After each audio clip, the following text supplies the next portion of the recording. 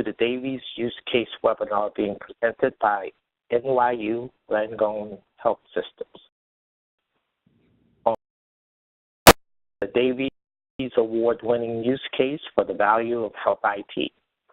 My name is Arnold Simmons. I'm the Manager of Quality and Patient Safety, and it's my pleasure to moderate this presentation.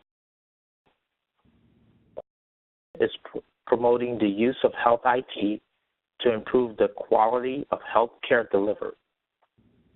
HIMSS promotes and advocates the integration of clinical decision support and best practice guidance, access to clinical data to analyze progress, and IT-enabled patient safety tools for all healthcare organizations, clinicians, patients, and community members as vehicles for improving patient outcomes.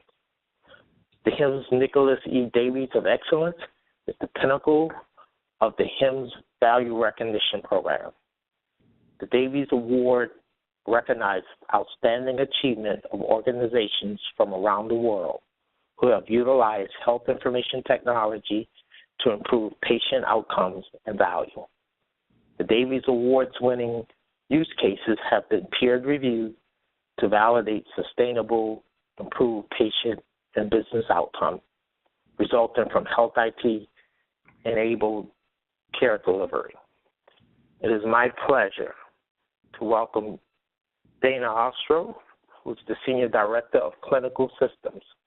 Dana is responsible for the various systems used to support diagnostic and document imaging, the Radiant and Cupid, as well as PACS systems. Her team also manages OnBase, the Enterprise Document Management System. And for joining us today, and I'll turn the presentation over to you.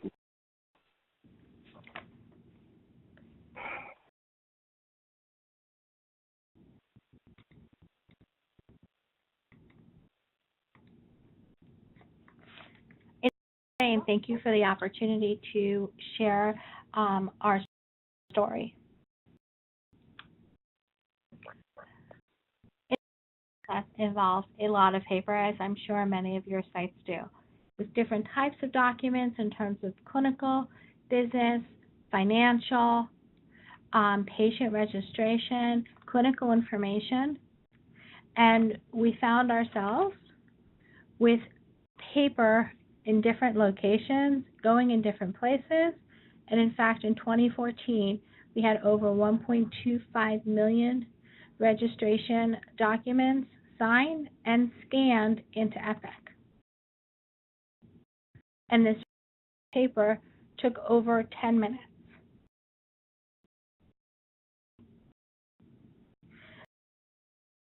$3.8 million pieces of paper used, and when we calculated the cost of paper, taking into account toner, printer maintenance, the physical paper, the delivery, all those aspects, it cost just over $420,000 for the 3.8 sheets of paper used in 2014. And in 27 trees. During that time period, spent over $93,000 on scanning services before our paperless registration process. That did not include the courier service that went around and picked up all of the paper and transported it to the scanning company.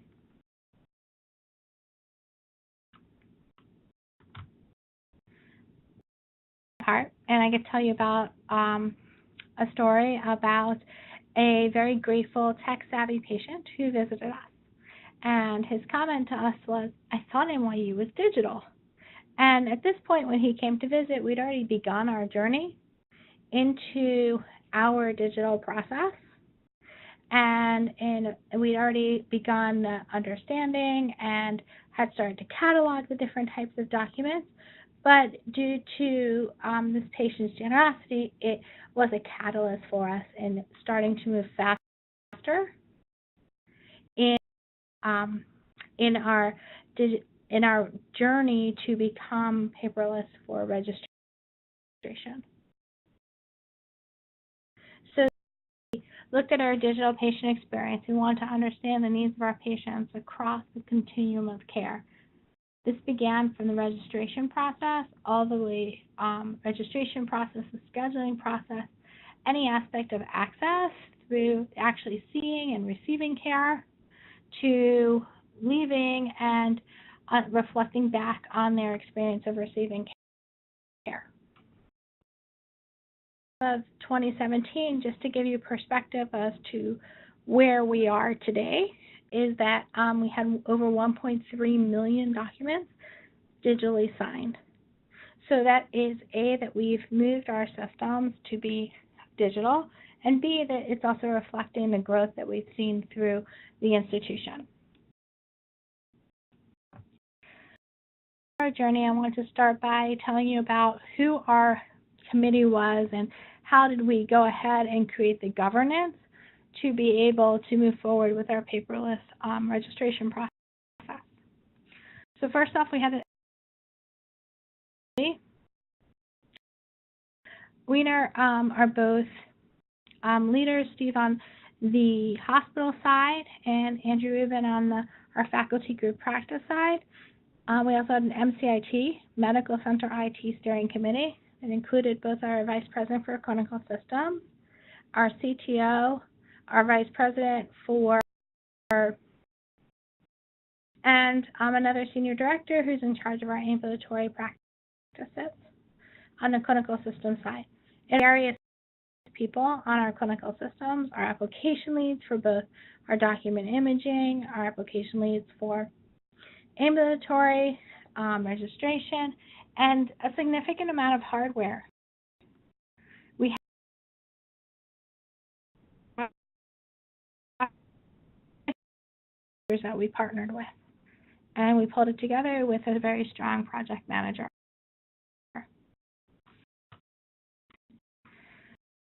Now in September of 2014, we've had our patient come, who are a tech-savvy patient, and he's challenged us. And he actually, sorry, I apologize. We actually in September of 2014 had started our discovery process for tools, and then our patient came along a couple months later. So we'd already been part of our journey, and as we started looking at the tools, we came up with a few guiding principles. We wanted to make sure that whatever tools we selected, it created a very positive experience for both the employee who was registering the patient as well as the patient. We needed to make sure that it integrated with Epic. All of our workflows begin and end with Epic, and our continuous workflow for the person using the system. We want to see with all of our registration technologies, including Patient Secure, which is our palm scanner, to positively identify the patient. And the team, we recognized that whatever we were rolling out was not just about registration, but was going to be part of our process to go paperless across the institution. Partners wherever we could to be able to build on our foundation. Understand what our current registration process was, and we timed patients to understand how long it was taking them to register. Documents and started cataloging our documents into financial documents that required signatures and dates, registration documents to collect information, clinical consents that required multiple signatures, patient records that needed to be available in the chart, clinical information and family history that we wanted discreetly so that we could act upon it and leverage it within our EMR, outside records. All this way we could develop workflows appropriate for each of the different ones. We looked at and across different, understanding if it was going to be something that we could leverage going forward, understanding if it was going to provide some additional allow for different types of data to be collected, allow for signatures to be stored with the documents so we maintained our legal record. Platforms. as in the beginning as to the size of the tablet. We had a hypothesis that people would who like different sized tablets, and we found that people were very happy with a standard size tablet, and that the bigger tablets were cumbersome. We also did some experimentation with styluses. Even though they sounded appealing, very few people asked for them because using your finger to sign was very intuitive.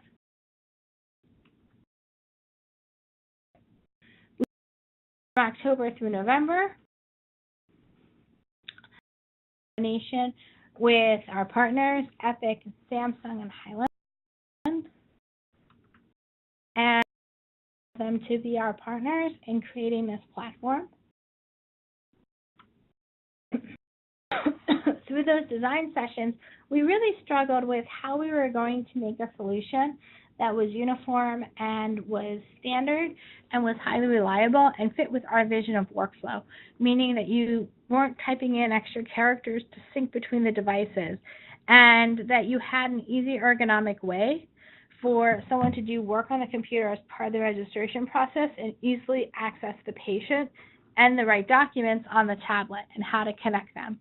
We explored the idea of syncing between a computer and a tablet, and we found a variety of challenges with that in terms of the tablet always had to come back to the same place, how to using cords, all different pieces, until we really came up with the idea of creating a QR code dynamically as part of the process and holding the tablet up to the registrar screen to be able to sync the two devices, thus being able to not require additional logins to the tablet by securing it through timeouts and through this encrypted URL that was part of the QR code.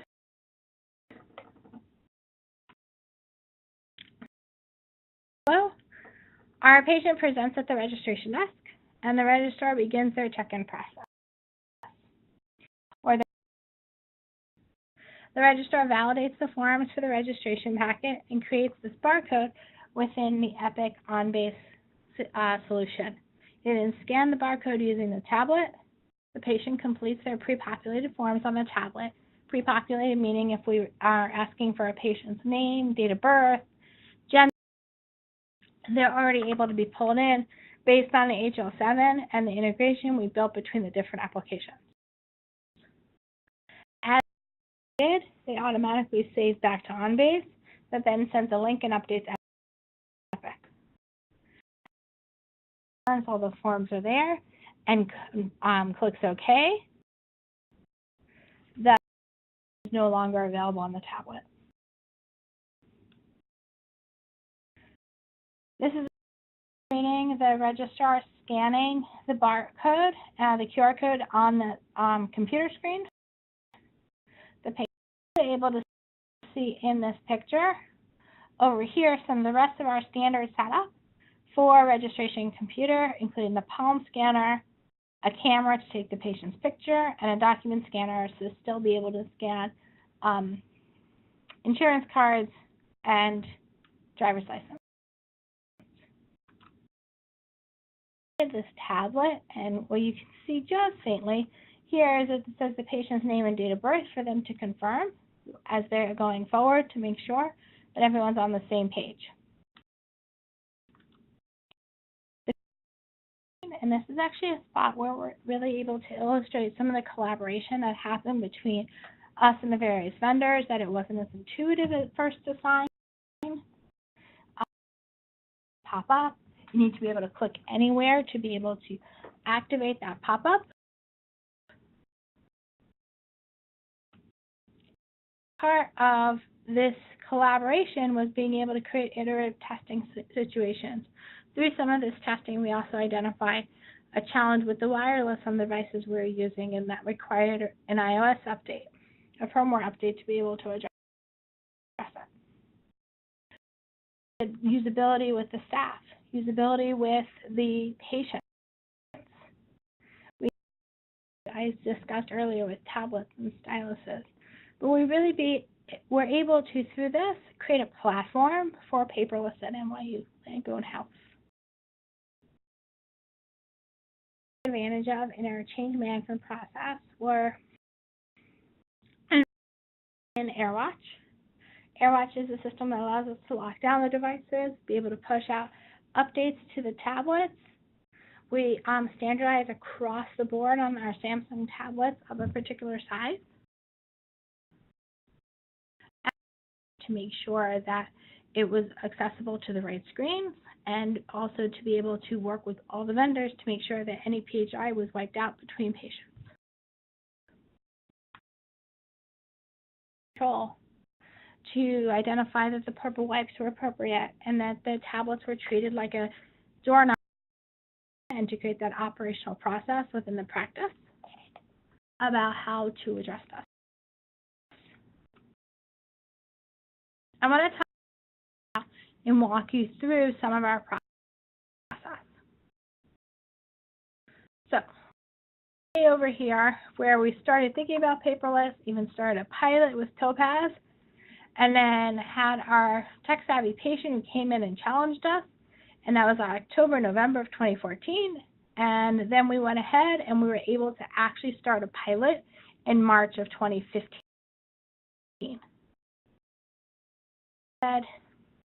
We needed to make sure and do a more thorough test. The pilot was working great. It was at a small ambulatory site. We wanted to go to a larger site, so we had a big practice rolling out that was a multi-specialty practice with a lot of registration points. And we went ahead and we went forward and rolled out so that all the patients, when this practice was going live on our systems, were enrolled in paperless, using the paperless tools to go ahead and do all their new patient forms. And a track for being able to say, here's our larger ambulatory practices in single buildings. We also all of our small practices, because we have a lot of practices with 2 or 3 registration points, and onboard them in a straightforward way. Radiology is always special, so they had a specific stream. Our inpatient ED workflow, also very specific. Pilot with Welcome, which is a full registration process, and we had some other integrations with MyChart and with Bedside. I would like you to take away from this is first seeing how large a project this was. Part of what I think makes us special in terms of medical center IT within NYU Langone Health is that as we're going ahead and doing pilots or proof of concepts, we're building something that's scalable for across the board. The other,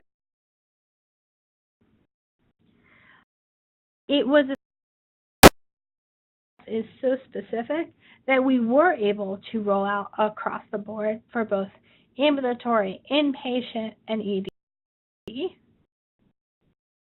And third, of this form maintenance stream right here, that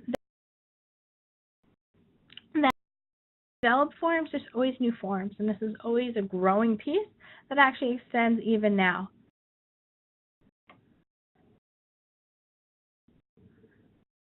So we went live at our first site, Center for Providers.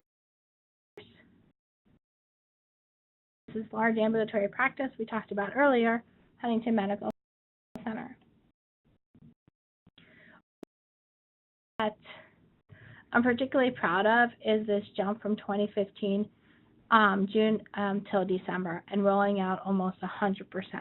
We're able to achieve this by making this part of our standard rollout. Every month we onboard another practice, and this became in the August timeframe. This became part of our standard. So at a certain point, we were only working through the practices that had already been implemented. Second, create a product that was fairly intuitive and straightforward, that although in the beginning we budgeted a couple of days to help people, we really found that we were able to get people up and running at the practice with half a day of support.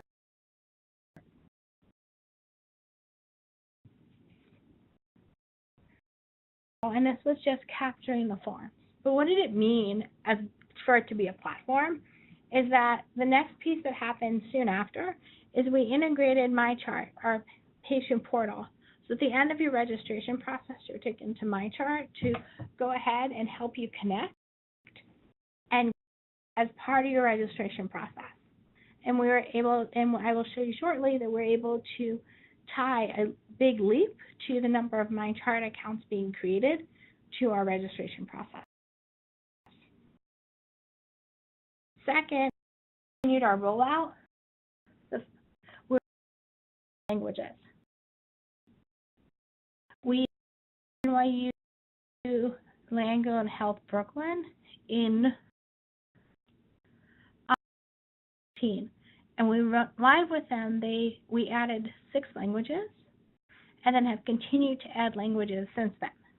But our flexibility of having a platform that can support multiple languages and a workflow that allows you to choose the appropriate language so people are signing forms in the right language has made a big impact on our patient experience. Some other continuous improvements we're able to do through this workflow is being able to use it for consenting patients for research studies, and now we're working through clinical consent. The metrics, so you can see some of what we've been able to accomplish. Like we talked about in Q1 of 2015, we went live with the Center for Women's Health. And in June, you're able to see this big uptick as we started with our ambulatory practices. Q5 kind of went a little bit status quo. NYU Langone Brooklyn and we have increased our number of ambulatory practices. From this project is that our average registration time using the tablet has reduced from 10 minutes to 5 minutes.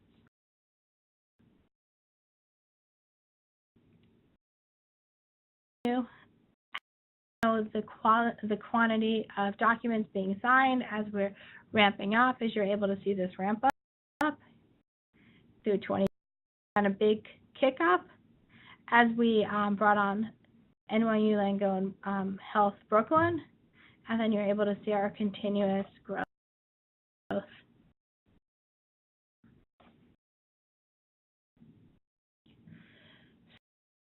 Each patient was saving, and looked at the number of patients who've gone through our paperless registration process and trended that we've saved over 1 million patient minutes through the process, which in New York is a lot of time.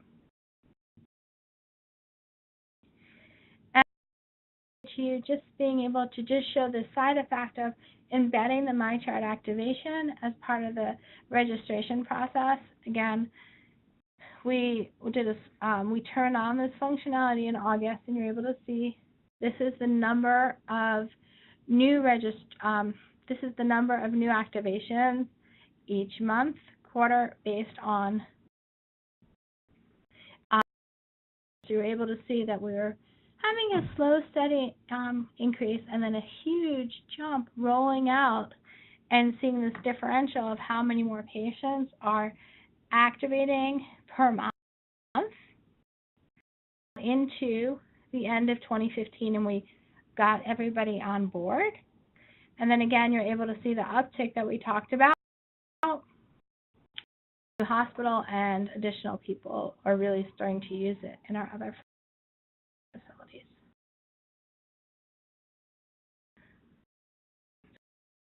Nearly $450,000 a year as we look at the amount of paper and looking specifically at that first year.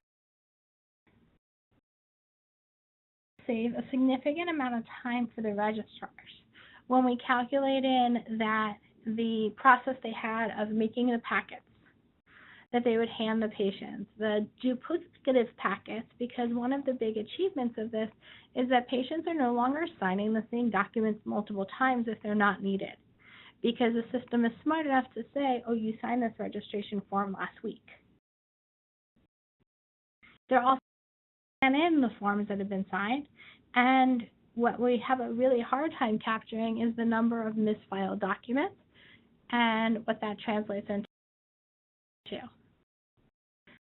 Some of the time saving for the registrars,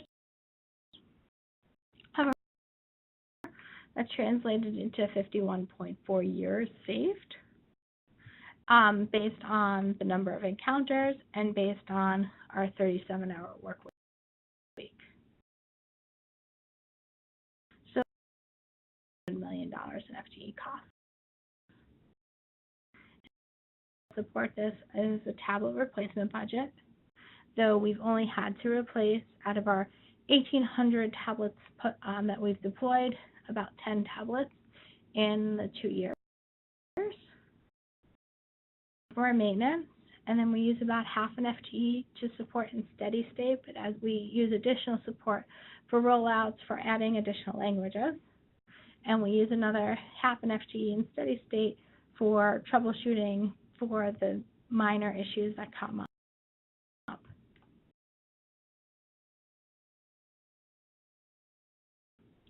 So first off, it's interesting that sometimes we look at a paper document, we think it immediately translates to electronic format, but there's some formatting, some ways that we interact with it differently on a tablet, and that for us was a little bit of a learning experience.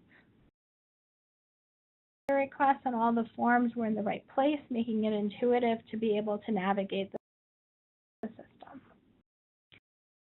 Challenges in the beginning that we realized were part of a ramp-up process. Of going and visiting sites and talking about registration was also an operational refresher for folks in terms of both IT and operations. That people weren't always clear which document was an encounter-level document or patient-level document, and some of the nuances to registration. So we took this opportunity to also create a FAQ to just answer some of these very common questions we were getting.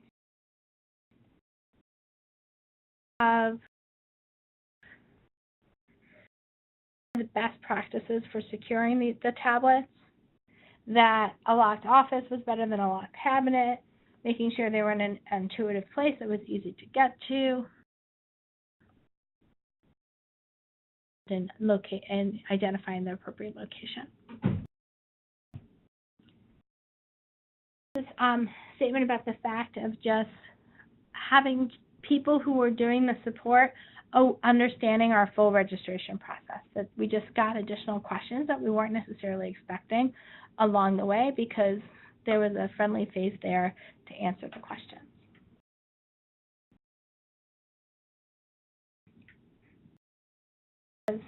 It's a continuous evolution for us to be moving towards paperless.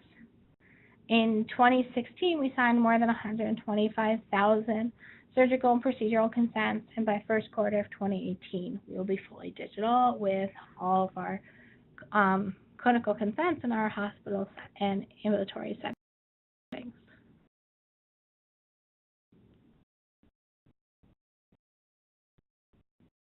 Opportunity to do this presentation.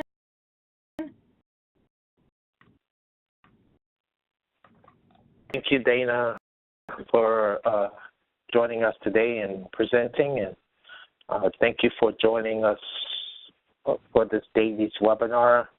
More Davies use case webinars and information on how to apply for Davies Award can be found posted at HIMSS at HIMSS.org/Davies.